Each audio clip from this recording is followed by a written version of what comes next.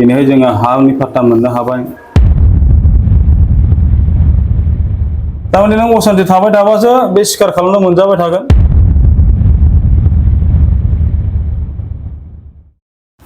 खुलुमबाय social media नायगिरि रायजो राजा बिदा फंबाय बिब' बिनानाव नोंथांमोननिसिम। थांनाय 18 तारिख 8 मार्च 2025 आव जोंनि इउपिपिएल दोलोनिफ्राय जोंहा जोंनि कुसुगाव समाजनि सिङावनो बैरालि बिटिडिसिनि सिङाव सेकादानि होननाय गामियाव इउपिपिएलआ जोङो गुबुन गुबुन दोलोनिफ्राय जोंनि इउपिपिएल दोलोनि आदर्श आरो नीतिखौ मोजां मोननानै प्रमद बर' सारनि दैदेननायखौ मोजां मोननानै जोंनि इउपिपिएल दोलोआव गुबुन गुबुन पार्टिफ्रा जयनिं जाफैदोंमोन। आरो बे जयनिं हाबाफारियावनो आङो ससियेल मिडियायाव फैदोंमोन, माखासे खोथा बुंदोंमोन। बे खोथाफ्रा बेनो, जोंनि बिटिआर ओनसोलाव सान्थि गायसनबाय, गोजोन फैबाय। इउपिपिएलआ जेनिखि खामानि थांनाय 17 बोसोराव मावनो हायाखैमोन, बैफोर खामानिखौ मावनो आखायाव लाबाय थादों आरो मावगासिनोबो दङ। दिनैहाय जोङो हानि पाट्टा मोननो हाबाय। गुबुन गुबुन आसनि प्रमद बर' सारनि दैदेननायाव बा जोंनि इउपिपिएलनि दैदेननायाव गुबुन गुबुन आसनि जों होनो हागासिनो दङ। आरो दिनैहाय गुबुन गुबुन हारि आरो माहारिनि गेजेराव खुनु दावराव दावसि गैला। जों गावजों गावनि गेजेराव खुनु दावराव दावसि गैया। जों सान हर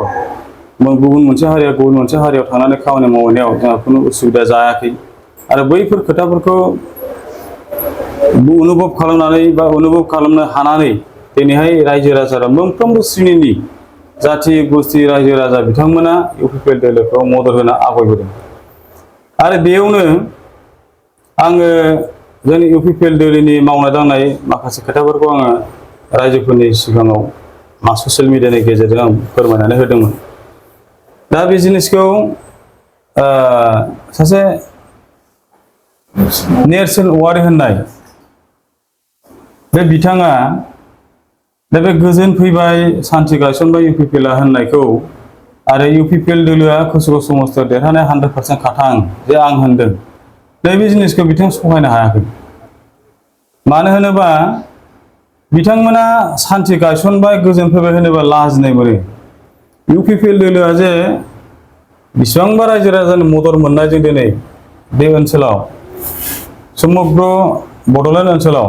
गोजोन गायसननो हाबाय, सान्थि लाबोनो हाबाय।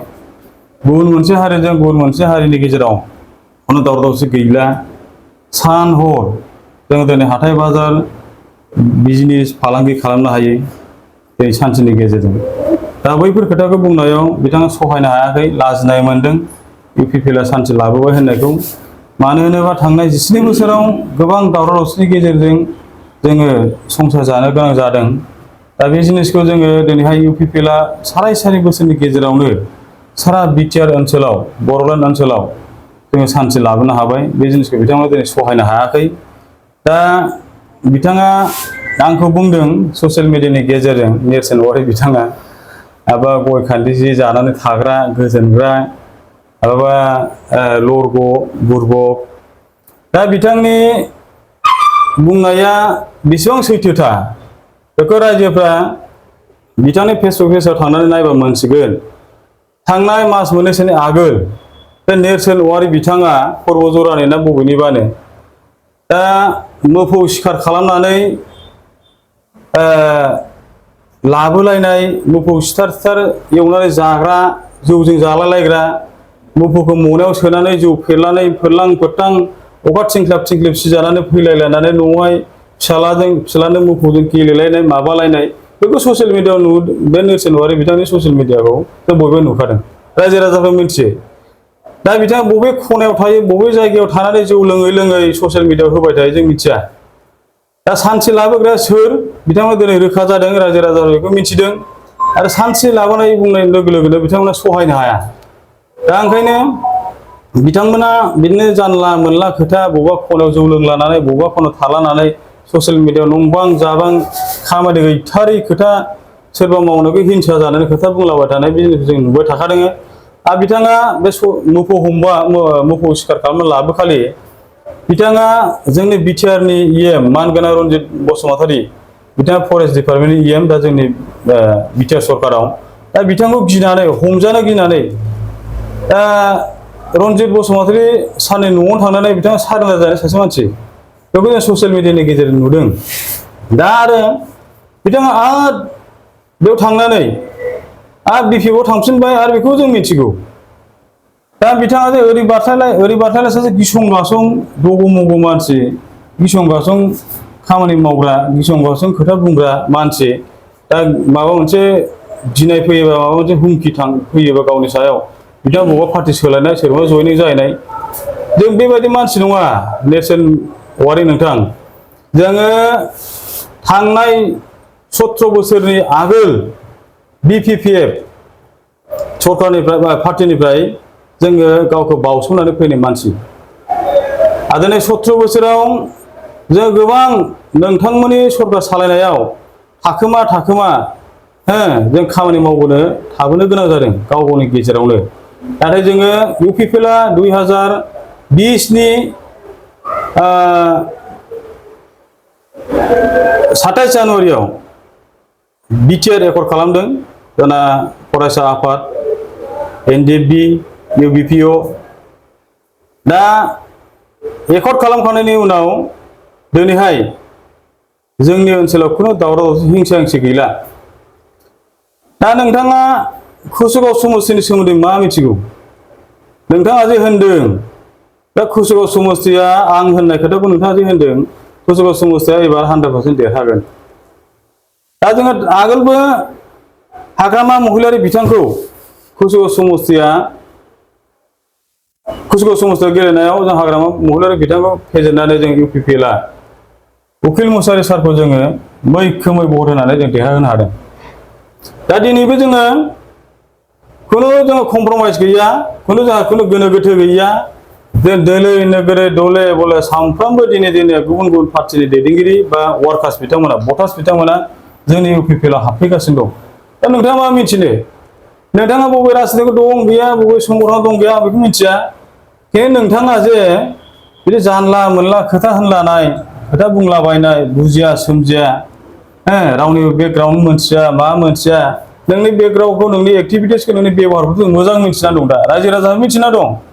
नोंथाङा मोफौ सिखार खालामना फैनायाव फेरेंगासारजों जयनिं जाहैनाय आरो बिनिफ्राय गिदिंबोफिननानै आरो नों बिपिएफआव थांफिनदोंनो बेखौ जों मिथियो नोंथाङा जे न'आव जौ लोंनानै बिदिनो हारसिं जानला मोनला ससियेल मिडियायाव फैलाबायनानै खोथा बुंलाबायनाय बे मालाबाबो मिनिं गैया ओंथि गैया नोंनि बुंनाय खोथाफ्रा मालाबाबो ओंथि गैया खामानि मावनोब्ला नों मोजाङै मावनांगौ बयबो मोजाङै मावनांगौ जों जाथिनि खाथिराव ओनसोलनि खाथिराव खामानि मावनांगौ बे सान्थिनि खोथा इउपिपिएलआ होनोबा लाजिनानै जानला मोनला खोथा बुंलानाय मालाय बे खुनु मिनिंलेस बेफोर खोथाफ्रा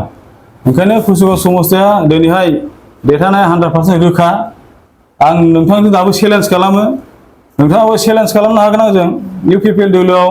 नोंथांमोननि केन्डिडेट देरहागोन रबिराम सार देरहागोन ना जोंनि उकिल मुसाहारि सार देरहागोन बा जोंनि इउपिपिएलनि जायनाखि बिजाथि बे देरहागोन नोंथाङा जों दाबो अपेन चेलेन्ज खालामनो हायो आं दाबो रेडि जानानै दं दा रबिरामा मा मावदों नों मा मोनथिगोन नों मा मोनसे रबिरामा जे बिराद मावदोंनो गोबां मावदोंनो नों मेगनजों नुदोंना नुवाखै खोथा बुंदों आरो मेगनजों नों नुबायब्ला रबिराम नार्जारि बिथाङा बबे जायगायाव मा खामानि मावदों नों खोन्थादोना खोन्थादो खोन्थाबानो जाबाय बबे जायगायाव मा खामानि मावदों जोंना उकिल मुसाहारि सारा इएमआ बबे जायगायाव खामानि मावदों कुसुगाव समस्तियाव नों खोन्थाबानो जाबाय गतिके बिदि आननेसेसारि नों मिन्थिया हसिया जानला मोनला खोथा होनलाबायनायनिफ्राय नों गोजानाव थानांगौ नों समाजजों मोजां खामानि मावनांगौ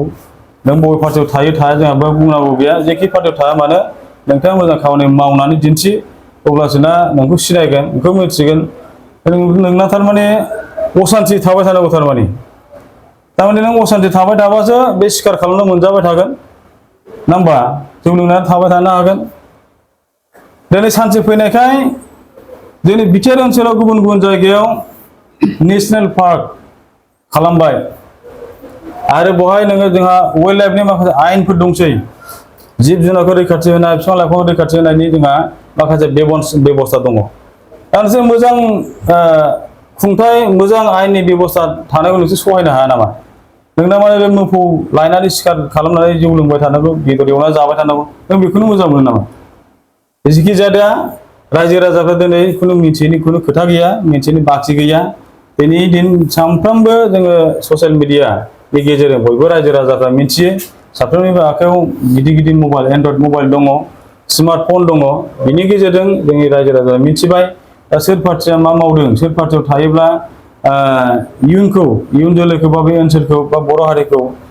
जों खाबथाना लाखिनो हागोन मुलुग दरबाराव मोनसे गेरेमसा हारि होनना गेरेमसा हिसाबै जों गायसननो हागोन बे जिनिसखौ खुनु मोनसेनि खोथा गैया बेनिखायनो दिनै आं रायजो राजाफोरखौ खावलायदों साफ्रोमबो दैदेनगिरि बिथांमोना रायजो राजा बिथांमोना फैनानै जोंनि इउपिपिएलखौ मदद होनांगौ मानो होनबा जाथिया मोनसे गोल दङ जोंहा मोनसे थांखि दङ दिनै राजनिति खालामनाया नामावल' राजनिति खालामनाय बे नङा जोंना जातिनि खाथिराव राजनितिनि गेजेरजों जों माबा मोनसे जोंनि हारिखौ जुनियायै आरो बे ओनसोलाव थानाय गुबुन गुबुन हारिखौ आलादा आलादा मर्यादा होनो हायो नामा बेखिनिखौ लानानैसो जोङो राजनिति खालामदों दिनैनि ससियेल मिडियायाव फैनायनि गुबै थांखिया बेनोमोन दा नेरसोन औवारि बिथांखौ आं खनसेबो खावलायबावदों नोंथाङा ससियेल मिडियायाव फैनानै बे जानला मोनला खोथा बुंनानै लाब गैया नोंथाङा मावनो नालाय मोजां खामानि माव जेखि पार्टियाव थाया मानो बेखिनिखौनो खावलायनानै आंनि दिनैनि ससियेल मिडियायाव फैनानै फंनैसो खेंफोरथि होनायखौ आं एसे दोनथ'बाय गोजोन्थों।